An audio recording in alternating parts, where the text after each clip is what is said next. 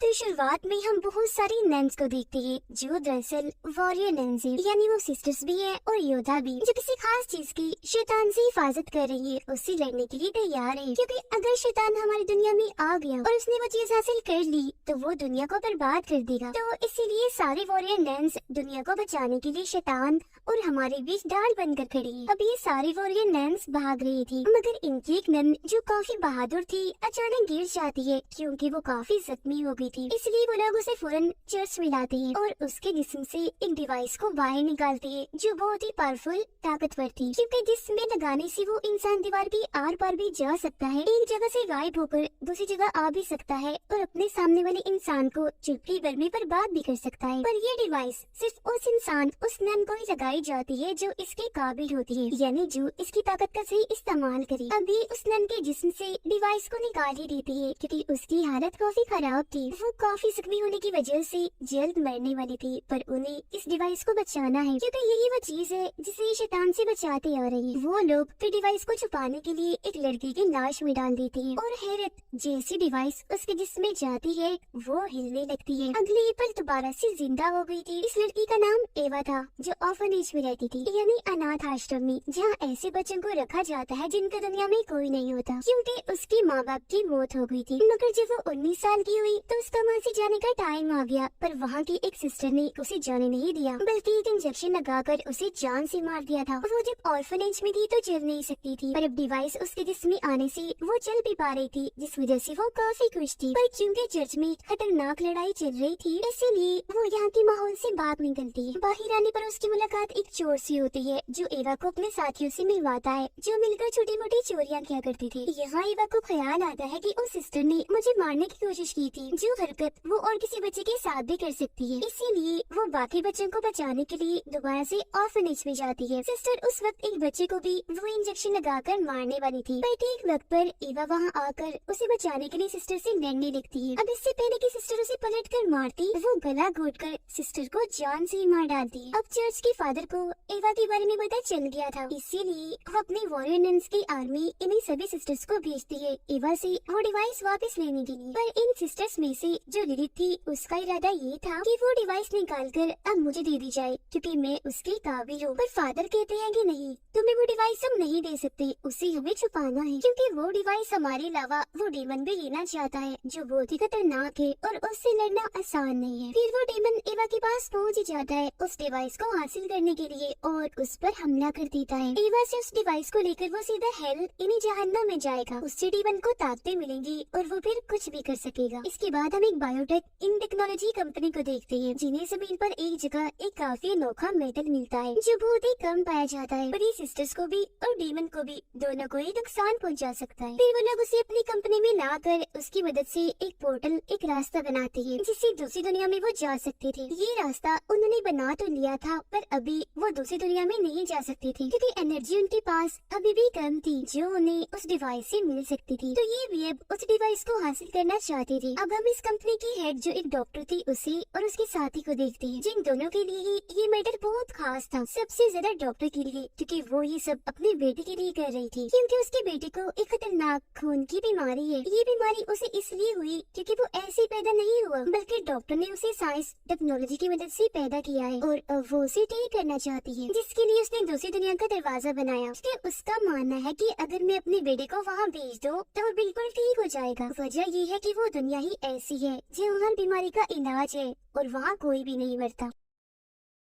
ये सब कुछ वो अपने बेटे की मदद से ही कर पा रही थी। दूसरी दुनिया का दरवाजा भी उसने अपने बेटे की मदद से ही बनाया है क्योंकि उसके बेटे को एक एंजल फरिश्ता नजर आता है जो उसे इस सब के बारे में गाइड करता है, बताता है। उधर फादर और सिस्टर्स की आर्मी को एवा मिल भी जाती है जो भी होश थी क्योंकि उस पर डीमन ने हमला जो कर दिया था। वो उसे अपने साथ ले जाती है और जब उसे होश आती है तो फादर उसे इस डिवाइस की हिस्ट्री के बारे में बताते हैं कि काफी सालों पहले इस डिवाइस को हेवन यानी जन्नत से एक एंजल लेकर आया था जिसका नाम एड्रियन था ताकि उस डिवाइस की मदद से एक जख्मी वॉरियर को ठीक कर दे और सभी डीमंस का खात्मा करके इस दुनिया की हिफाजत कर सके। फादर कहते हैं कि मेरे हिसाब से उस डिवाइस ने तुम्हें चुना है, तुम उसके काबिल हो, इसलिए आज वो तुम्हारे पास है और अब मैं तुम्हें भी अपनी टीम में शामिल करना चाहता हूँ। जिस पर वो मान भी जाती है और फौरन ही उसकी ट्रेनिंग शुरू हो गई थी जो यहाँ की मदर उसे कर रही थी। यहाँ हमें ये भी पता चलता है कि जिस भी इंसान के पास ये डिवाइस होती है उसे ये पता चल जाता है कि डीमन हमारी दुनिया में आ रहा है और फिर उस मेडल की मदद से उसे मारा भी जा सकता है। पर एवा कुछ दिन यहाँ उनके साथ रहती तो है मगर यहाँ से जाने का फैसला करती है क्योंकि उसे यहाँ नहीं रहना बल्कि पूरी दुनिया घूमना है जो उसका सपना था। वो यहाँ से भागने के लिए अपने चोर साथी को बुला लेती है पर तब भी यहाँ सिस्टर निलित आकर उसे रोक देती है। इससे पहले कि वो एवा के अंदर से डिवाइस को निकालती यहाँ शूटर नैन आ जाती है, यानी वो गन से शूट करने में माहिर थी। मगर इस हड़बड़ी में वो डिवाइस ऑन हो जाती है, चल पड़ती है और ऐसा होते ही डीमन भी उसे हासिल करने के लिए आ जाता है। वो सबसे पहले सिस्टर लिलित पर हमला करता है और अब इससे पहले कि वो एवा को भी मारता वो सिस्टर की तलवार छीनकर डीमन की आर पार कर देती है जिससे वो जख्मी हो गया था और लिलित को अपने साथ लेकर यहाँ से गायब हो जाता है जिससे सबको ये लगता है कि लिलित की मौत हो गई होगी मगर वो मरी नहीं थी,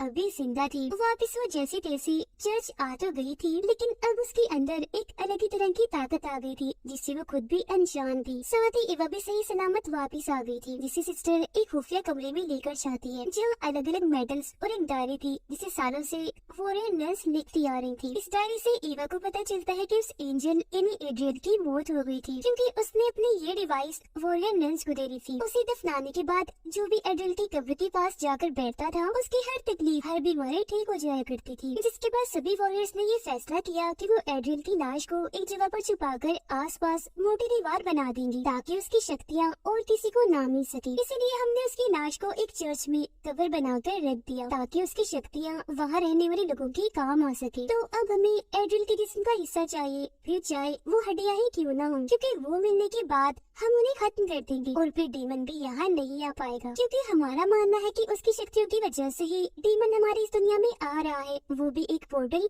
रास्ते के जरिए। तो अभी लोग फैसला करते हैं कि इस सब में हम डॉक्टर और उसके साथी की मदद लेंगे और एड्रियल की हड्डियों को हमने तबाह तो करना ही है तो हम उन्हें तबाह नहीं करेंगे बल्कि डॉक्टर को दे देंगे ताकि वो अपने बेटे का इलाज कर सके, जिसके लिए डॉक्टर मान भी जाती है और उसका साथी अगले ही पल चर्च आ जाता है ताकि वो एड्रियल की हड्डियों को हासिल कर सके। अभी वह जैसे उन हड्डियों को लेने के लिए जाती है तो उसी में उसकी हड्डियाँ नहीं बल्कि खुद एड्रियल मिलता है, वो भी बिल्कुल सही सलामत जो ना जाने कब से यहाँ फंसा हुआ था। इसके अलावा एवा को यहाँ ये बात पता चलती है कि एड्रियल कोई एंजल नहीं है बल्कि वो डीमन है और वो डिवाइस उसने एक एंजल से चुराई थी, इसी वजह से डीमंस उसके पीछे लगे हुए थे। तो उस डिवाइस को बचाने के लिए एड्रियल ने उसे शुरुआत वाली नन के अंदर डाल दिया, साथ ही बाकी सिस्टर्स को भी पकड़ कर वॉरियर नन्स बना दिया ताकि आने वाले डीमंस का मुकाबला करे, उन्हें रोके और खुद को फरिश्ता इसलिए बताया ताकि डीमन से सब उसे बचा ले। अब एड्रियल की सच्चाई उस वॉरियर नन को पता तो चल गई थी पर उसने किसी को भी नहीं बताया क्योंकि उसकी मौत जो हो गई थी। अब सारी सच्चाई जानने के बाद एवा उसे वो डिवाइस नहीं देना चाहती थी पर एड्रियल जबरदस्ती वो हासिल कर लेता है जिससे काफी तेज एनर्जी को हम चलते हुए देख पाते हैं जो दूसरी दुनिया की उस रास्ते में बनी थी जो डॉक्टर ने बनाया था। उसके बेटे को भी ये बात पता चल गई थी, इसीलिए वो उस पोर्टल में जाने का फैसला करता है।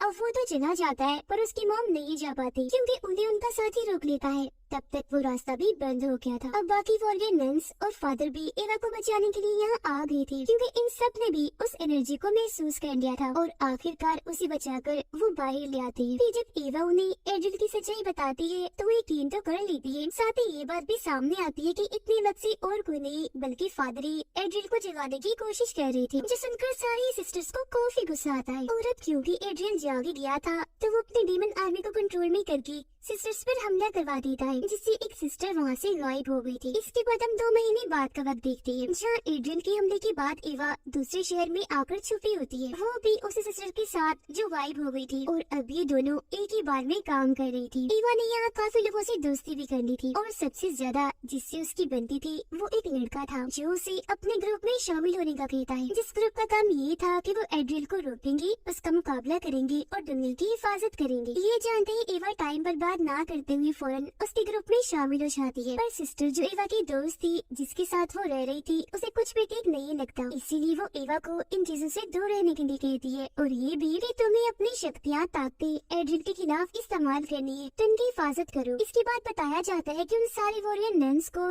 एड्रिल के लोगों ने मार दिया था, वो भी काफी बेरहमी से। बस मदर और सीनियर सिस्टर ही जिंदा बचे थे, क्योंकि जब ये सारा हादसा हुआ तो ये दोनों वहाँ नहीं थी, बल्कि ये मदर की एक खुफिया जगह पर छुपी हुई थी। अब इन दोनों को एक जगह से सिग्नल मिलता है वहाँ आने का, जिस बात से वो खुश हो जाती है क्योंकि उन्हें लग रहा था कि जरूर ही सिग्नल वहाँ की सिस्टर ने दिया होगा, इसीलिए फौरन वहाँ चली जाती है। और यहाँ आगे पता चलता है कि यहाँ की भी सारी सिस्टर्स को मार दिया गया है। पर वो ये सोच रही थी कि अगर सारी सिस्टर्स मारी गई है तो हमें सिग्नल किसने भेजा था, इस बारे में वो खोज कर ही रही थी कि तभी उनकी मुलाकात एक औरत से होती है जो एक स्टूडेंट थी और सिस्टर बन रही थी। साथ ही वो बताती है कि मैं यहाँ एक मकसद के लिए आई, पर वो बात राज है जो मैं किसी को भी नहीं बताऊंगी सिवाय वॉरियर नन्स के, क्योंकि इस चीज की मैंने कसम खाई है। उधर एड्रियल डॉक्टर के साथी को अपने साथ शामिल कर लेता है, जिससे अब वो गॉड का नहीं बल्कि एड्रियल का मानने वाला बन गया था जो एक डीमन है। जबकि डॉक्टर तो अपनी सारी मेहनत उस पोर्टल को ही खोलने में लगा रही है, इसलिए कुछ हद तक उसे कामयाबी भी मिल चुकी थी। अब डॉक्टर से मिलने सिस्टर लिलित आती है क्योंकि वो उसे अपना जिस्म चेक करवाना चाहती थी जो धीरे धीरे बदल रहा था। उसकी जिल्द पर एक अजीब सी नई जिल्द आ रही थी जिसे डॉक्टर भी समझ नहीं पाती, इसीलिए वो उस पर अपना एक्सपेरिमेंट तजुर्बा करने लगती है। वो पोर्टल के जरिए लिलित को अंदर तो भेजती है पर पोर्टल उसे वापस गिरा देता है। पर यहाँ उस जिल्द पर एक तस्वीर बनी हुई थी, इसे समझने के लिए डॉक्टर उसे अपने कंप्यूटर में डालती है जिसमें एक औरत का चेहरा बना हुआ था, पर ये कौन थी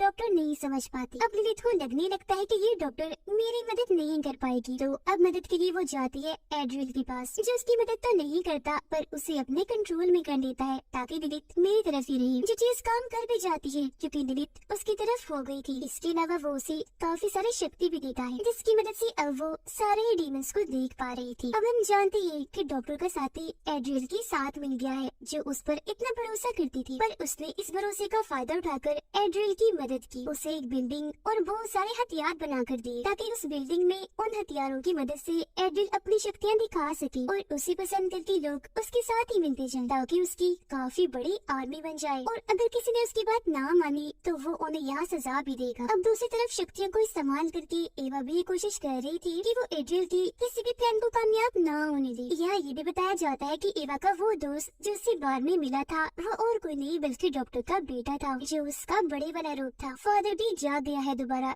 क्योंकि अब वो एड्रियल का ही मानने वाला था, लेकिन बहुत ही जल्द उन्हें अपनी गलती का एहसास हो भी जाता है कि वो कोई गॉड नहीं है बल्कि डीमन है, शैतान है जो अपने मकसद के लिए कुछ भी कर सकता है। तो वापस उन लोगों के साथ ही शामिल हो जाते हैं।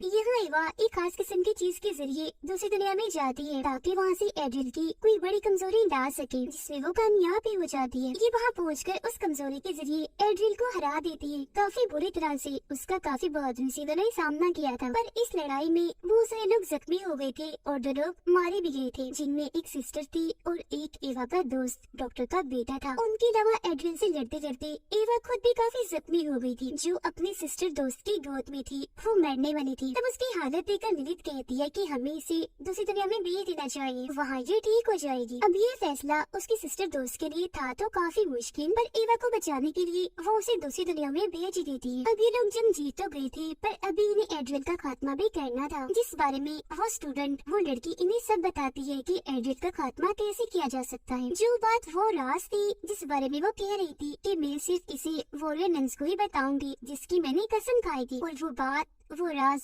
एड्रियल के खात्मे की थी असल में, जो अब वॉरियर नन्स के काम आने वाली थी, जिसमें वो बताती है कि उसे मारने के लिए हमें जीसस का ताज चाहिए, जिसे भी हासिल करने में वो कामयाबी हो जाती है। पर बहुत जल्द एवा को पता चलता है कि एड्रियल को मारने का तरीका ये ताज नहीं है बल्कि कुछ और ही है। साथ ही उसका मकसद उस बायो कंपनी की मदद से दुनिया में एक ऐसी बीमारी फैलाना है जिसे ठीक करने के लिए सबको उसकी तरफ आना ही पड़ता, क्योंकि उसके पास ही सिर्फ इस बीमारी का इलाज है। पर हकीकत तो ये थी कि वो कोई इलाज नहीं करता था बल्कि वो डीमंस के जरिए उन सभी लोगों को डीमंस बना रहा था अपनी एक काफी बड़ी आर्मी खड़ी करने के लिए, और इस चीज में उसे काफी हद तक कामयाबी मिल भी गई थी। उसने बहुत सारे लोगों को अपनी आर्मी में शामिल कर लिया था। सिर्फ इतना ही नहीं बल्कि वो लोग जो जो दुआएं करती थी उनकी एनर्जी को भी अपने मकसद के लिए इस्तेमाल करता था। इसके अलावा वो डॉक्टर की टेक्नोलॉजी से एक ऐसा पोर्टल खोलता है जो जल्दी बंद ना हो, क्योंकि वो इस दुनिया में बहुत सारे डीमंस को बुलाना चाह रहा था ताकि उनकी मदद से वो पूरी दुनिया पर कब्जा कर सके। अब तभी वो उस पोर्टल के जरिए एक औरत को भी वहाँ से बाहर इस दुनिया में लाता है ताकि हमेशा उसे यहाँ कैद कर सके, क्योंकि ये औरत काफी बहादुर थी जो एड्रिल को हरा सकती थी और वो नहीं चाहता था कि उसे कोई रोके। ये औरत असल में दूसरी दुनिया की मास्टर थी। उसकी दुनिया में एड्रिल कब्जा करना चाहता था पर जब वो वहाँ पर हार गया इसीलिए उसने इस मास्टर की डिवाइस चुरा ली, क्योंकि वो जानता था कि ये मास्टर मेरी सबसे ताकतवर दुश्मन है और मुझे इस डिवाइस की मदद से हरा देगी। उस दुनिया से हार जाने के बाद वो हमारी दुनिया में आया राज करने के लिए, पर यहाँ आते ही उसे काफी सालों के लिए कैद कर दिया। वहाँ से जब वो निकला फिर भी अपने मकसद में कामयाब नहीं हुआ, क्योंकि वॉरियर नन्स ने उसके हर इरादे का खात्मा कर दिया। अब मैं आपको बता दूं कि ये जो औरत थी इन्हीं मास्टर ये हेवन की थी जो बहुत ही ताकतवर है, क्योंकि इसमें एंजल जैसी शक्तियाँ पाई जाती है। और डॉक्टर के बेटे को जो गाइड करती थी जो उसे नजर आई थी वो भी ये औरत ये मास्टर ही थी। और स्क्रीन पर जिस औरत की तस्वीर डॉक्टर को नजर आई थी जो वो ललित पर एक्सपेरिमेंट कर रही थी तो वो भी यही थी, और इन्होंने ही एवा को गाइड किया था कि एड्रिल का खात्मा कैसे करना है। एवा के साथ साथ उन्होंने डॉक्टर के बेटे को भी ट्रेन किया। अब ये मिशन उन दोनों के लिए काफी मुश्किल था क्योंकि इनकी जान भी जा सकती थी, पर फिर भी ये दोनों पीछे नहीं हटे और इन्होंने मास्टर का साथ दिया ताकि दुनिया को बचाया जा सके, जिसमें सबसे बड़ा हाथ डॉक्टर के बेटे का था, क्योंकि जैसा कि हम जानते हैं उसे खून की बीमारी थी और उसके खून में उस मेटल की ताकत थी जिससे डीमन और एड्रिल का खात्मा किया जा सकता था। और जब ये लोग एड्रिल को मारने के लिए जा ही रही थी कि वहाँ उसने लिलिथ को अपने कब्जे में करके डॉक्टर के बेटे को मरवा दिया, जिससे ईवा एकदम काफी टूट गई क्योंकि वो उसका दोस्त था। तभी यहाँ वो डीमन भी आ गया जो आते ही सबसे पहले एड्रिल को मारता है, और अब वो ईवा को जैसे मारने के लिए आगे बढ़ता है तो मास्टर उसे और बाकी डीमंस को रोककर पोर्टल के जरिए वापस भेज देती है और खुद भी यहाँ से चली जाती है। एड्रिल के खात्मे के साथ ही उनकी ये जंग खत्म हो गई थी। इसके बाद हम चर्च का सीन देखते हैं जहाँ पर शायद एवा वापस आ गई थी क्योंकि उसकी मेटल की तलवार चमक रही थी। तभी इसी बात के साथ ये दोनों पहला और दूसरा सीजन इधर ही खत्म हो जाता है।